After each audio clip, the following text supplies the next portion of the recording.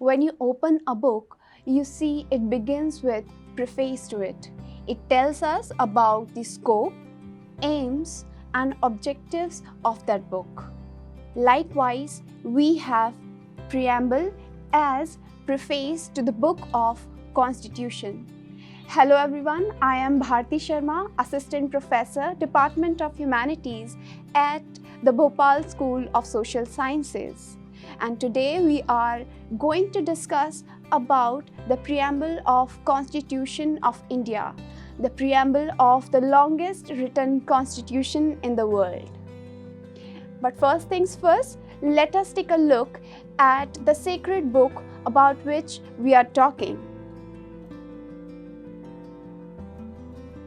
Led by Shantiniketan's famous painter Nandlal Bose, several artists used Indian philosophy, legends, and mythology to decorate and design this book. If we go on reading the text of Preamble, then it says, "We, the people of India, having solemnly resolved to constitute India into a sovereign, socialist, secular, democratic republic, and to secure to all its citizens justice, social, economic, political, liberty of thought, expression, belief, faith, and worship, equality of status and of opportunity to promote among them all, fraternity, assuring the dignity of the individual and the unity and integrity of the nation." In our Constituent Assembly, this 26th day of November 1949, do hereby adopt, enact, and give ourselves this Constitution.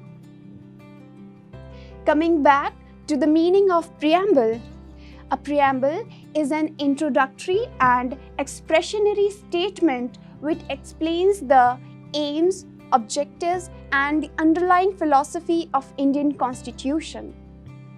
In a constitution, it presents the intention of its framers, the history behind its creation, and the core values and principles of nation. Now, the very important question, how this preamble came into existence. All the ideals which are mentioned in the statement of preamble, they are taken from the objective resolution which was presented by Jawaharlal Nehru in Constituent Assembly in the year 1947. Preamble gives us idea about four things. Firstly, about the sources of its adoption, about the nature of state, then about the objectives of Constitution, and finally about the date of its adoption. As the statement of preamble begins with the words like "We, the people of India," it indicates that the source of authority of the Constitution lies with the people of India. Then, preamble declares India to be a sovereign, socialist, secular, and democratic. So, it tells us about the nature of the state. Thirdly, the objectives are stated in preamble as to secure justice, liberty, equality to all citizens, to promote fraternity, to maintain unity and integrity of the nation.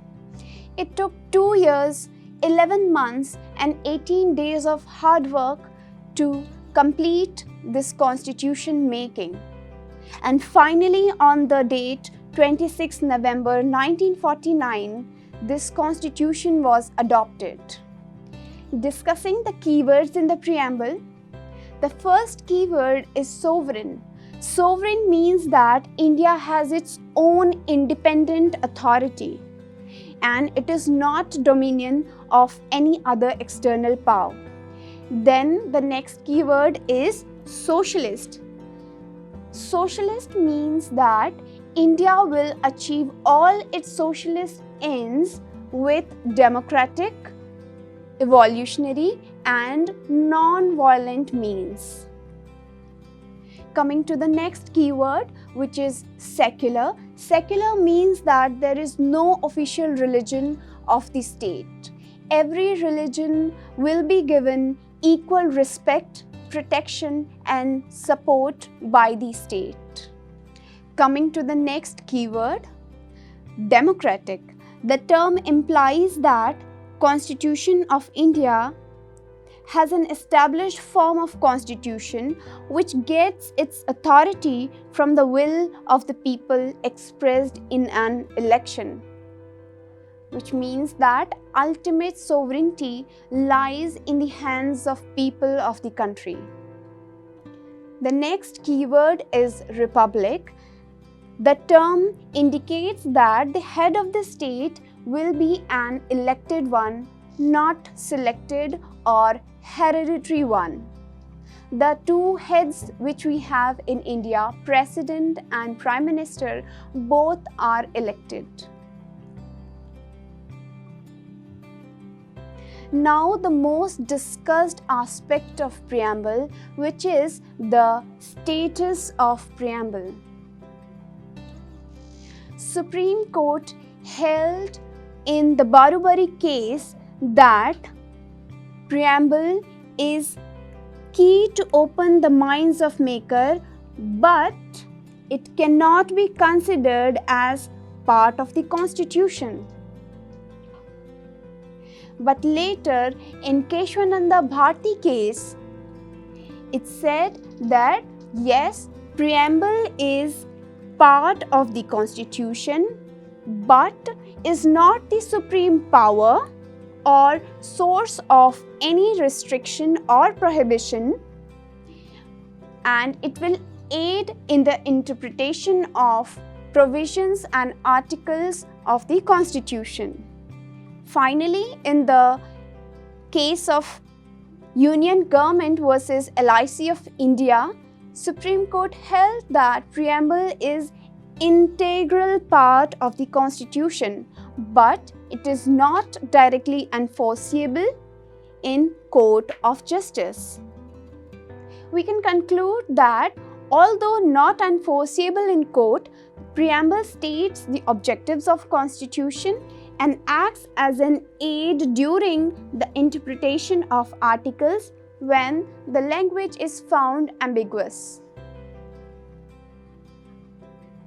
Talking about the amendability of the preamble, it has been amended only once so far.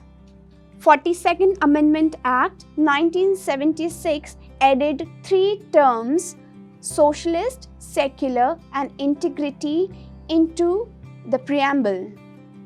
Socialist and secular were added between the two words sovereign and democratic. Unity of nation was changed to unity and integrity of the nation. Although it was held in Keshwananda Bharti case that preamble is part of the Constitution, but the amendment cannot be made to the basic structure of the preamble. This was all about preamble. We will meet in the next video with another module. Thank you everyone.